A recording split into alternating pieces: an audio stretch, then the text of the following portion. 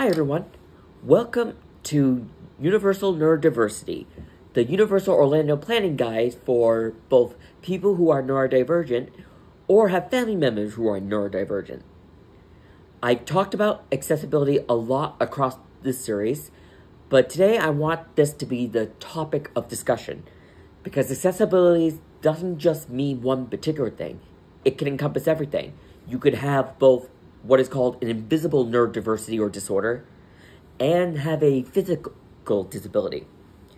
Universal will be able to help you, but it all has to go according to planning. And one of the things I do, aside from researching on the Universal mobile app, which I will get into a future episode, is doing research on Universal's accessibility information. It has everything you need to know about what you need, if you need stuff like manual wheelchairs, cognitive disabilities, prosthesis, oxygen tank, hearing, vision disabilities, and of course, service animals. If I can get this right here, yeah. And before I go into all that, what are the well, that's one of the things I want to discuss, because even I can make a mistake. Anyway, one of the things we want to talk about is ride lines. Now, personally, even though I have autism, I personally never really had a problem waiting in line. I have spoiled myself with the Universal Express Pass Unlimited, which bypasses the regular line to get to the ride, but that's a separate subject for another time. But I did also a couple of day trips where, on days that weren't crowded, but I had to wait in the regular line, and honestly, it wasn't bad. But there are some people out there who can't really wait in the regular line due to pre-existing medical conditions along with neurodivergent disorders. So one of the things you're going to have to need is the Attraction Queues Accommodation, otherwise known as the Individual Accessibility Card Program. This is a assistance pass, which is a accommodation that provides equal access to theme parks attractions and is not to bypass guests waiting in the attractive queues. Of course, you have to go on this website, which is right here, if I can get it, called the accessiblltycard.com. Like a couple of days or 48 hours before your trip. And what you do, according to this, is you talk to a Universal representative as well as be interviewed without having to display your medical condition about why you can't really wait in a regular line. And keep in mind, it isn't guaranteed, but if you pass, you get a card, and it helps you get through certain attraction thing without having to wait in long lines. For people who don't need it, don't take advantage of it, because we will find you. And by we, I mean, I'm only part of the disability community. I am not the voice for it. But we do take it seriously. Anyway, if you can't register in advance, the Universal Destination and Experience Guest Accessibility team will be able to help you. And I like to thank a friend of mine who wishes not to be named because they wish to remain anonymous. So thank you, friend, for bringing this up to me. I have never had to use this card, but for those who may need to use it, I definitely would recommend it. If you have any suggestions regarding this, please leave them in the comment. And keep in mind, I'm doing my research, but I also want to point out some experiences from my view. Now, right here is the accommodation for rider and safety attractions. There are actually two separate guides for this. There's one for the 2 theme park, soon to be 3, which is, of course, Universal Studios Florida and Universal's Island of Adventure. Though I have a feeling Epic is going to be added to that list, whether as a separate guide or as part of the first one, I don't know. But there's also a guide to Universal's water park, Volcano Bay. Now, if we go here, let's take a look. Rider and Safety Accessibility. And here's what it says. We have provided this guide to provide you as much information about each attraction experience as possible. Our goal is to ensure that everyone is to make safety-informed decisions about their ability to safely, comfortably, and complete each of our attractions. And of course it lists how to contact, participate responsibly. You get your table of contents, obviously. And apparently it lists all the attractions. And it, for those who have seen symbols on signs leading into ride, this is the guide to tell you what to expect. Like, this one is metal detectors are used at attractions. You get the idea. And there's the rider requirements, the accessibility accommodation that I've mentioned before, and talked about safety tips and restraint system as well. I have to look into this again, but this sounds pretty good. Although, like I said, I've never had to use it, but my grandfather, may he rest in peace, brought me to Universal for the first time in 2017. Because he was diagnosed with stage 4 lung cancer, he had to use a motorized wheel scooter. But he ended up loving that because he was able to bypass the regular line and access those rides through different routes. Like I said, if you don't need this service, please do not take advantage of it for selfish purposes. I emphasize that very, very clearly. Now, in my line of work in the theater, I usually have to talk about like a sensory content or trigger list about what to expect when you go to a certain thing. Well, I found this for guests with cognitive disabilities. It talks about what to expect when you're doing Universal, and right, it comes in PDF form, so if you want to download it to your phone or tablet, I highly recommend it. And of course, it talks about preparing for your visit, what to bring. Although, here's something I didn't see before. Awareness, accessibility, such as bracelet, shirt with autism logo.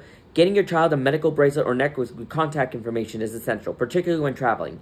If your child has sensory issues that prevents him from wearing jewelry, you can order ID tag that might be attached to shoelaces or zipper pulls. You might want to make an ID card to put in his or her or them, they should put in them, with the current photo contact information and a list of allergies. And of course, I did mention this in What to Pack video, but we're also talking about adults, such as myself, who'd like to enjoy the parks. So, for me, and I am not criticizing Universal in any way, so please don't take it that way. For me, I usually kind of tell people I'm autistic since I'm a little more verbal. But you do you. And this also talks about like a social story, which is used to talk about what to expect when you go to a theater. The guide does the same thing about what you can expect, walk through City Walk, enter the park, that sort of thing. And it also has the guides of what to expect in rides, including height requirement, supervising companion, fear of heights, strobe effects, water effects. Very detailed. Very detailed indeed. And it has a list of quiet areas. They even have in Universal Studios Florida, when you make your way to the entrance, there's a little area to your right called Production Central. And I just found this out myself. If you get very overstimulated and need a break, or if your family member is overstimulated and need a break, there's a little quiet room area you can go into, and it has sensory toys, calming lighting, that sort of thing. You don't have to reserve, but it is like one family at a time. I might try that next time in case I or my father get overwhelmed next time I go. But it also talks about like companion or family restrooms, dining locations, allergies, wheelchair strategy. All very important, and I definitely recommend downloading that. Now, yes, if you have children, obviously you're going to stay. But if you're an adult who is neurodivergent or have family members who are neurodivergent, it's very, very, very important to come up with a plan for navigating the parks. Every time I go, for me, it's a personal learning experience. Like, say if your child either doesn't meet the height requirement or doesn't want to go on a certain ride, there's either a child swap area where one person in your party can stay with that individual while they enjoy the ride, and when they come back, they can take a turn in the swap area while you go on the ride. Or you could come up with what I do, and if I wanted to do something of my own, come up with a good meeting area. It's also important for that, in case you get separated, or you just want to be sure one of you is safe. If you have a texting device, use it. You keep texting either that family member, or if you're the neurodivergent individual, keep texting your family members. Keep being in touch. I always find that's helpful because it alleviates stress on both my parents and myself about where we are. And that meeting place is important. Like, for me, let's say if I was in Universal Studios Florida with my family, and they wanted to go ride on Transformer, while I maybe wanted to go on, say, like the Universal Horror Makeup Show. We set up a plan, and we text each other to make sure each of us gets to our destination. I always feel like I mentioned, it alleviates stress on both of our parts. And it also make sure that you can be sure where the other person is. And in case someone gets separated, you can remember certain landmarks. I always find that very important. And one of the things you want to do is study the park map on the Universal Orlando mobile app, which, I will discuss in another video at another time. So in case you get separated from your party or split up, you can come up with a good idea of where you are, so you can tell them if you get separated. I always find it very helpful. I don't recommend doing that if you're across separate parks, because some family members might be a little anxious, the neurodivergent individual might be anxious. Like I said, it's all spectrum. But now, I would apply the same thing to families. And obviously you can't separate. Well, maybe you can if you're like in between the tweens. I've never been a parent. I've only been an uncle, so I wouldn't know. But you want to come up with a good idea to navigate, help your family member navigate the park as well. That includes using the stuff I keep recommending before, but also coming up with a good idea, like preparing them in case something happens, like if you get lost, maybe advising them to talk to a team member, and telling them to look at the ID tag so you know they're a team member in case something happens. All of this is very important, and I'm gonna update on the subject as I go, and it's a really big deal for me. And if you sorry, I'm a little all over the place today. And if you have any suggestions that I might have missed, please put down in the comment. I would love to hear it. Oh, I guess that's it for now. I will probably do the same subject once in a while if something like changes, or maybe I discover something I don't know. But I want to open up the conversation with all of you. What do you think is the best advice for accessibility when you go to Universal?